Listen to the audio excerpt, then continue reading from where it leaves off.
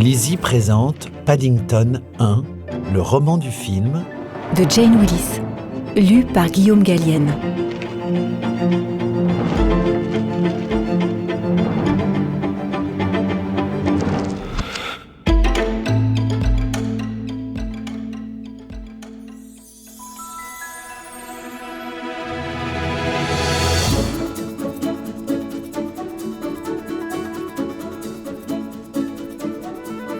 Paddington. Chapitre 1, la journée marmelade. Par une splendide journée d'été, au cœur des grandes forêts du Pérou, un ourson, à la fourrure ébouriffée, perché sur la fourche d'un arbre, reniflait les oranges qui y poussaient. Il en cueillit une et la pressa. Aussitôt, un immense sourire se dessina sur son visage couvert de poils. Les oranges étaient mûres.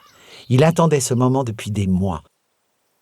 Il se précipita vers la cabane dans les arbres pour aller annoncer la bonne nouvelle.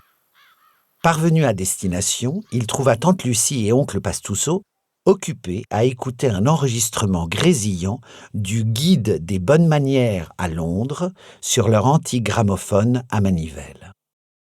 C'était un des nombreux cadeaux offerts aux deux ours par un gentleman explorateur bien des années auparavant. La première personne à les avoir découverts alors qu'ils vivaient en pleine nature sauvage. En cet instant, tante Lucie passait le plumeau sur la photographie encadrée de cet homme. « Que dit-on lorsque l'on croise quelqu'un dans la rue ?» demanda une voix dans le gramophone. « Bonjour » répondit tante Lucie. « Et ensuite, je fais un commentaire sur le temps qu'il fait. » Elle connaissait le guide par cœur. La plupart des conseils qui y étaient donnés étaient quelque peu étranges, mais si un jour il rendait visite à l'explorateur à Londres, comme il le leur avait proposé, il devrait connaître les bonnes manières. L'enregistrement se conclut par son habituelle recommandation « Et n'oubliez pas de soulever votre chapeau ».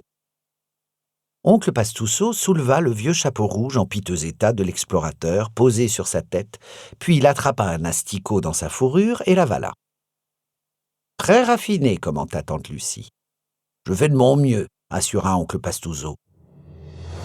C'est à cet instant que le jeune neveu entra en trombe dans la cabane, une orange bien mûre à la patte. « Bonjour, mon petit ouragan, dit tante Lucie. « Devine ce que j'ai vu, tante Lucie, s'écria-t-il. Emporté par son élan, il glissa, percuta le gramophone et atterrit sur les fesses. L'aiguille de l'appareil rebondit sur le disque et le pavillon s'abattit sur la tête de l'ourson. Oncle Pastousseau s'en empara et tira vers le haut, soulevant son neveu, dont la tête était toujours coincée dans le pavillon. Après avoir été suspendu dans les airs quelques secondes, le petit ours se tortilla et parvint à se libérer, puis il brandit l'orange sous le nez de son oncle. « Elles sont bien mûres, oncle Pastousseau !» Il ouvrit le fruit et l'arôme du jus emplit les naseaux du vieil ours. « La journée marmelade est arrivée !» s'exclama ce dernier qui bascula par-dessus son neveu lorsqu'ils se précipitèrent au dehors en même temps. « C'est le moment de l'année que je préfère !» sourit tante Lucie, regardant Pastousseau hisser l'ourson sur ses larges épaules afin de le porter dans les arbres.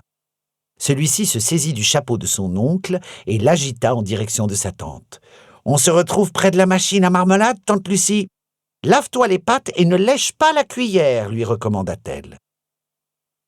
Elle s'assit sur le monte-escalier en bambou installé par Pastousseau afin de soulager ses vieilles pattes fatiguées. Elle les suivit d'un regard rempli de tendresse, tandis qu'ils couraient cueillir des oranges. Depuis que l'explorateur leur avait fait découvrir la marmelade, ils préparaient chaque année cette délicieuse gourmandise avec beaucoup d'excitation. Pour tout dire, la marmelade était devenue la nourriture préférée des trois ours. Et Pastousseau avait même construit un ingénieux appareil leur permettant de produire suffisamment de marmelade pour une année entière, et même quelques bocaux supplémentaires en cas d'urgence. Tante Lucie s'estimait en devoir de transmettre à son neveu ses compétences en matière de préparation de marmelade. Équiper un ourson d'une cuillère collante était risqué, certes, mais à force d'entraînement, il prenait le coup de patte. Quand elle parvint à la clairière où se dressait le formidable appareil, elle trouva un monceau d'oranges fraîchement cueillies près d'un gros tas de bois déjà empilé sous l'énorme marmite. Tante Lucie craqua une allumette. Nous espérons que vous avez apprécié cet aperçu. Pour continuer à écouter ce livre audio sur Google Play Livres, utilisez le lien dans la description de la vidéo.